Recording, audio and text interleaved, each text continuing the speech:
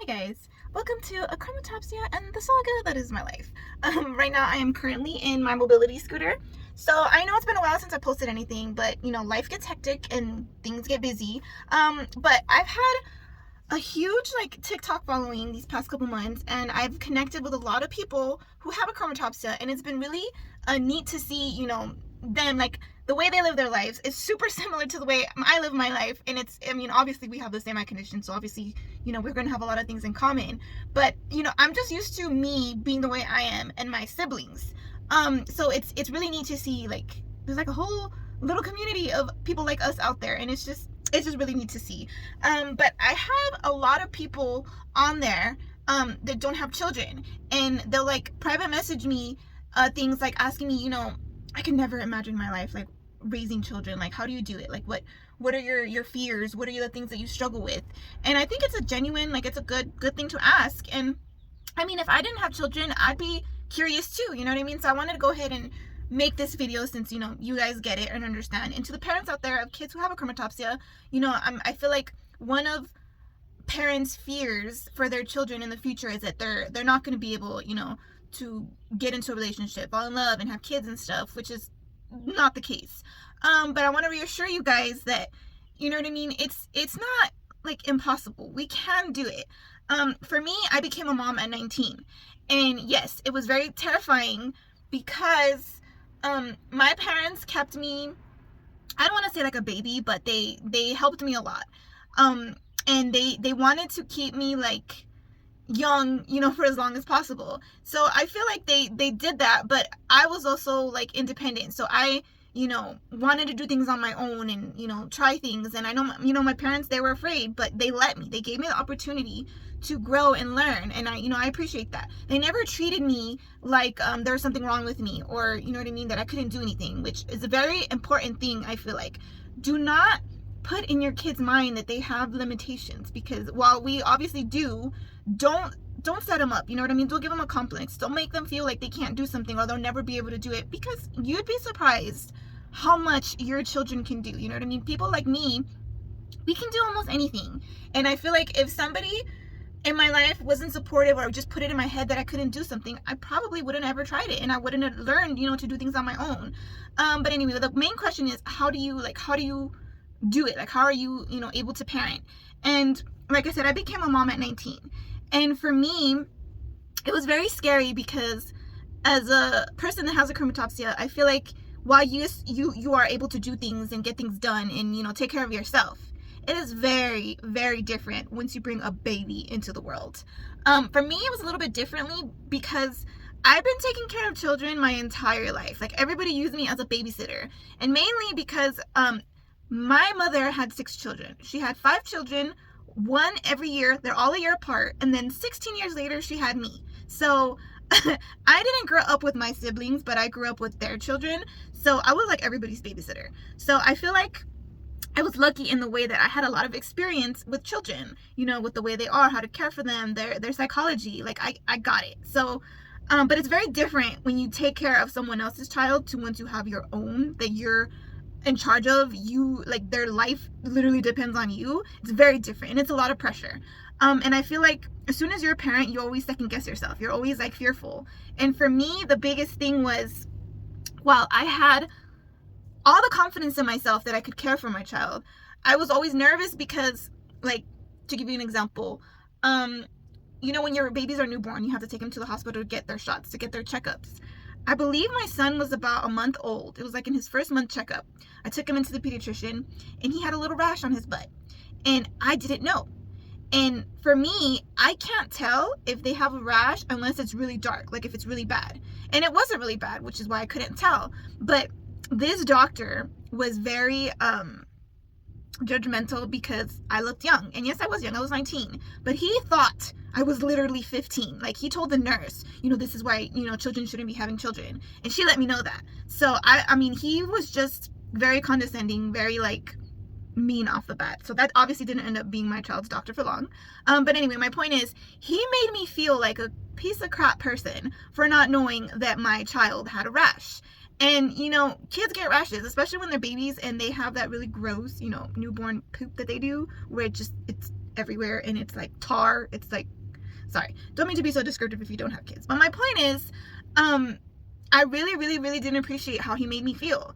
And, after that, especially, I was always like paranoid about my kid being sick or, having a rash. So, I mean, you're supposed to be changing your kids pretty often so that doesn't happen, and which I already was, but I got super like self-conscious about it. So I was literally wasting diapers like crazy, changing him nonstop because I wanted to prevent that from ever happening. And I think I did a really good job of that because, he rarely ever got any rashes. But it made me feel like a bad mom. And so I never wanted to feel that again. So I feel like, I know I'm not the only one, my sister went through this too. You become like the best mom because you want to try to, not to prove to anyone, but prove to yourself that you can do it. So yes, I was a helicopter mom. I am a helicopter mom. I'm just always like, I have so much anxiety. And I mean, I literally devoted myself, body, mind, soul, into my children. And you know what? Being a parent is the hardest thing you'll ever do, but it is the most rewarding and like self-fulfilling thing you'll ever do. And I'm blessed to have my children, and I'm so proud of myself for, for doing everything I have. And, I feel like so many people take their kids for granted. So many people take their life for granted. And I've been through so many things in my life where I appreciate everything. I appreciate the vision that I do have.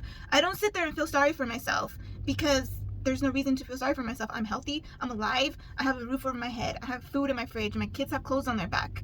I have so much love and support from my family, from my friends, from strangers out in the world that just, care about me and care about my family, care about my life. You guys that, are amazing and just make me feel happy for just doing something like I'm doing right now, just sharing my life. And if that helps someone, or help someone relate to me and help them feel better about their situation, and you guys let me know, like that means so much to me. Because as most parents do, you get like in this little rut where your whole life, your identity is you being a mom. And you know what, I'm okay with that. Like, this is, I needed to be a mom. I love being a mom, and while yes, it is exhausting and it is a lot of work, I'm the type of person that I need to be needed, and it feels good for me to be able to put a smile on my kid's face, to be, hearing from, whether it be family members or their doctors or anyone telling me what a good job I'm doing. I know I'm doing a good job. I don't need you to tell me that I'm doing a good job. But, it's nice to be told every now and then, you know what I mean? You're doing an amazing job. Like, I don't know how you do it. And especially when, I go out of my way to make things happen for my kids. And, I'm struggling financially. Life isn't easy. I think everybody is right now with the way the economy is going and everything. But it makes me feel good to know that I'm giving my all to my children because they deserve it. And while it's not the easiest thing to do, I don't mind it. I enjoy it. It makes me happy. And so for a lot of you out there that have achromatopsia and like, how do you do it? I feel like, while yes, it is scary in the beginning, you just, do it. You have these things that are like instincts that just kick in, and you just do stuff. Like I said, I feel like you turn into super mom because of your eye condition. It makes you push yourself so much further than the average parent.